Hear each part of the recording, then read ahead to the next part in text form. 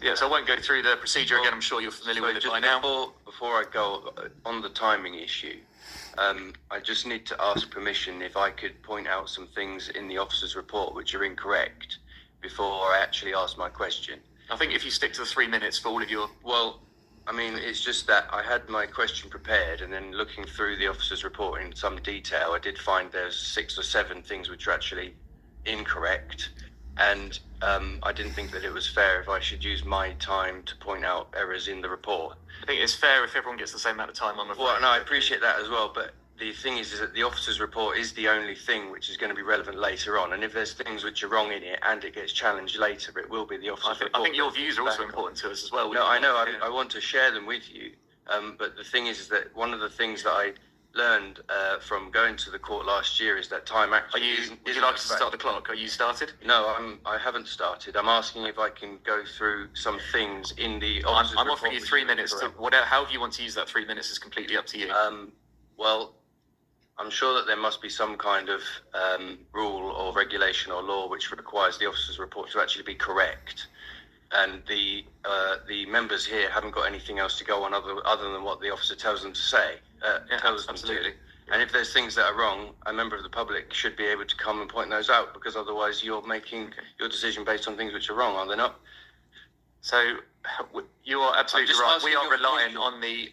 And I'm saying I would prefer if everyone stuck to the 3 minutes for fairness. Well, and to be fair, I think you've made the point. You don't agree with some of the points. No, it's not that I don't agree. I understand. I can show that they are wrong. And that's why I wanted to point them out. And I think that everybody is deserving to see that. It is a public document. This is a public forum. This is an important public decision which is going to affect thousands of people's lives. And I'm just going to bring Councillor Count very briefly. Yeah, thank you, Chair, and I'm not sure where you're going with this, William. It is obviously fair that everybody only gets 3 minutes. However, there's a break coming up shortly. If I can meet you in that break, take on board those points. If I feel that they're substantial, I'll raise them with the officers before the meeting restarts, if that's okay with the Chair, and then the officers can decide what to do about it. But I'm offering to meet you during the break, William, if that's okay. Councillor Kindersley, this is getting a bit out of procedure now, but thank you, Councillor Bradman. So I'm happy for Councillor Count to make that proposal, but I don't think it should be with Councillor Count that the Speaker raises the issues. We've all had access to this report for a considerable length of time, so why the Speaker was unable to read it and submit his questions to officers prior, I do not know. Perhaps he'll share that with us in his 3 minutes. But I think if he wishes to raise them with officers in the break, that is acceptable. And then officers will make a decision as to whether the points he raise are worth bringing to the attention of the committee or not. So that is what I would propose, and I would hope that Councillor Count would agree with that. Okay, I think I'd rather than keep dwelling on this, I would rather you just give us your views within 3 minutes, and I'm going to start the clock now. Thank you. I did write in earlier in the week, and it was Nicholas, I forget his name, he said that I would be able to raise these. That was the impression that I got from him. Also, I'd just like to say that it is on the record that I tried to point these things out, and if this becomes an issue later on, it's going to be a lot harder for you to pretend that you did have an open mind during this meeting. So, of course, we've already seen the newspaper revelations last week, which showed the funding arrangement, which is obviously driving this whole thing, which lends support to the allegation of predetermination and bias. But there are other pieces of information which are forthcoming as well, and this tight time schedule that this has been put under hasn't helped, because obviously there isn't enough time to get all the information out properly and presented to the public, which would no doubt affect their perception about what's actually happening in Cambridge, and particularly in Mill Road. And there was some more information which just came to my attention very recently, and it was actually that the targets and the policy which has been driving active travel and the Mill Road bus gate has been written by policy fellows from Cambridge University. And so the picture that it looks like, that I can see, is that policies have been going from Cambridge University to the Department of Transport, allocating funding to the CPCA, back to this committee to close Mill Road Bridge.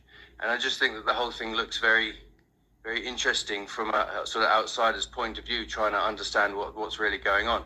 And this is just information which I have been able to bring out on my own, using FOI and Google. But if all of this was to be put to a barrister, and the barrister said, actually, hey, I think that there is something here, and then the barrister shoots off the pre-action protocol, and he says, I want to see this, I want to see this, I want to see this, I want to see this, I want to understand more about this, the council's going to have to comply under the duty of candour, and there's going to be no way to get out of it. And all of this information, which apparently you don't want people to know, or some people don't want people to know, is going to come out. And so I just, I wonder, is that really the situation which the officers have advised this committee to go in?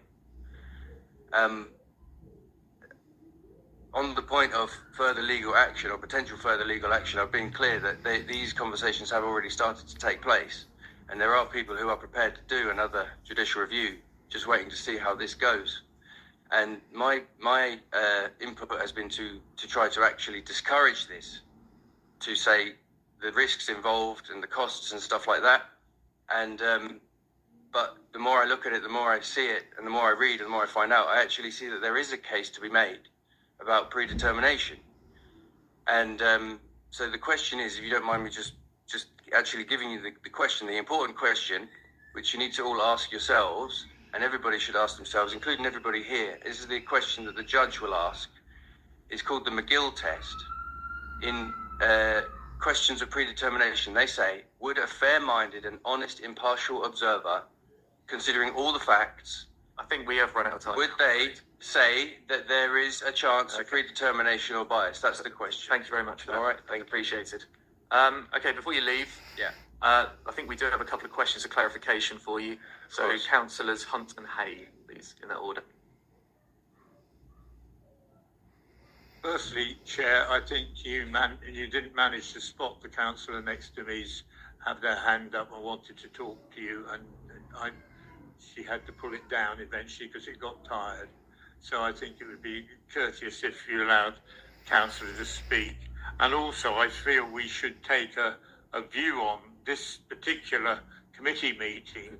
Is one that's been called with an absolute minimum of notice to anybody, and it's had the second meeting this week of the Highways Committee, and clearly the group opposite me have gone to extraordinary lengths to get all their substitutes and everything in place, and I think therefore a little bit of flexibility from the chair to allow people to make what are serious, important points. And I mean, this £4.2 million is a significant issue, and I think we should, and of course you should do it for everybody. But Do we have a question of clarity for I urge flexibility, Chair. Okay, understood. Thank you. Councillor Hay. Thank you, Chair. As the gentleman in question was actually on the clock at the time, he also mentioned the inaccuracies within the report. I would like clarity over what those inaccuracies are, please. Thank you.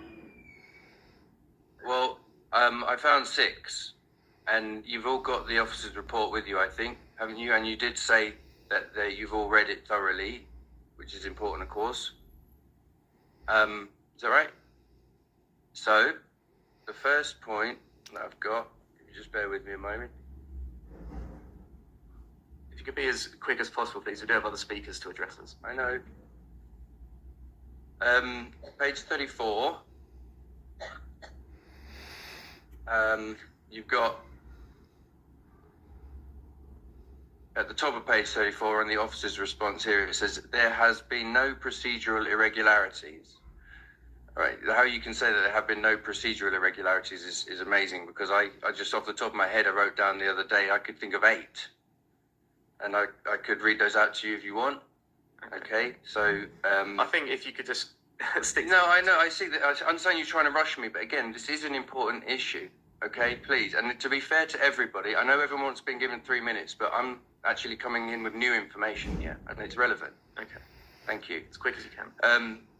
So the decision to actually pull out of court and then launch an entirely new TRO, which was essentially the same with slightly different wording, and a new consultation was all taken behind closed doors during the summer holidays without passing through this committee. That's irregular. The fact that all of you have had to change seats and this is a completely different set of people to the normal Highways and Transport Committee, that's very irregular. I don't think that's ever happened before, to my knowledge. On the website, on the web page of this committee, there are no names added to it. So there's no attendance list as well. That's irregular. It's just an unusual thing.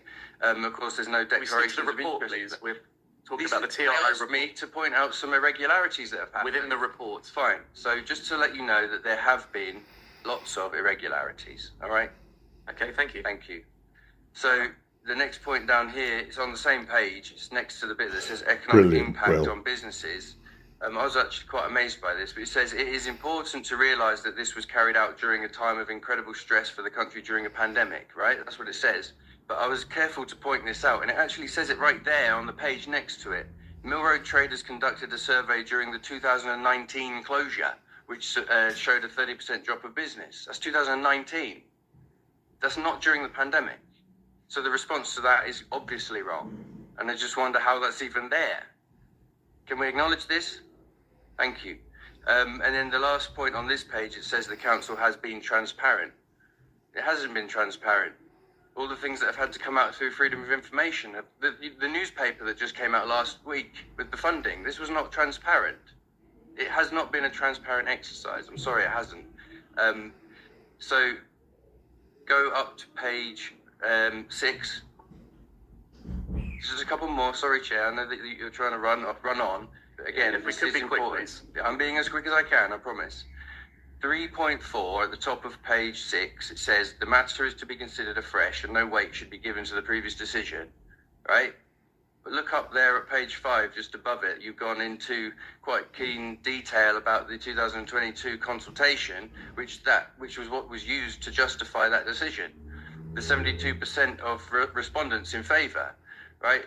Now, at this point, I'd like to include an omission from this report, something which has actually been left off, is that more recently than this, there was a petition which ran from the 9th of August until the 13th of September, so last month, which gained 1,650 odd signatures, specifically saying no to the TRO, and that's more people than is represented in this number here. And so I just think if you're going to be shown this statistic, you should also be shown this one next to it. Don't you think? And because if you're going to cherry pick the data which you include and siphon off the rest, isn't that the definition of bias? As decision makers, you need to have all the facts available before you make your mind up. Is that not right? Yeah. Thank you. Is that the end? Well, there is one more thing, if you don't mind. Briefly. And this is, I suppose, just more of an... I think it's important for people to understand actually what happened at that court case for their knowledge. I don't think that's particularly relevant to this well, looking at today, so I'm not it's going to allow that. It's in the officer's report. I'm not going to allow that one. But thank you very much for speaking. We do have other questions from other committee members for you. Sure. So we'll see what happens there. I've got Councillor Slatter, then Bradley. Well done, William. Slatter, then Bradley. Thank you. I may have missed it because there has been a little bit of talking over going on, but all the other speakers explained who they were, gave us their names, I didn't. and who they were representing. I would appreciate that from you, please. Thank you. Philippa? Sorry. Councillor Slatter. Slatter. My name is Will. I have businesses here in Cambridge. I have been part of the group Friends of Mill Road Bridge, which did take the council to court. And I've become, because of that, very knowledgeable about all the ins and outs of it. And my interest is basically seeing things done correctly and lawfully. And I mean, I have an eye for detail. This is sort of a hobby that got out of hand, really. And it just turns out that when it comes to these legal issues and looking at these things, I'm actually quite good at it. That's fine. I think you've answered the question. To be honest, I just wanted to make this one point before anybody gets me wrong. You've told me what I needed to know. Thank you. I just wanted to know. Councillor Brennan. Thank you. You've said that you produced a petition, but it doesn't look as if it was submitted to this committee because it did not come up under item 2 of our agenda. And I think that would have been a shame. That's a shame. I don't know why you didn't submit it for this committee. I can give you the answer to that as well. it turns out that the council have got a policy. I forgot the name on the number of it, but basically petitions which are specifically to do with TROs get dealt with in a different way. And so when the petition closed last month, we received an email with the results and things, basically saying that it would be taken off to the side and considered by the officers, and it wouldn't go to the committee. Okay. Now that's not my So fault. we have received the petition. It's just dealt with in a different format. Yeah, and it wasn't included in the officers' report. Okay. Well, thank you very much for giving us your views today. Thank you. And we'll move to our next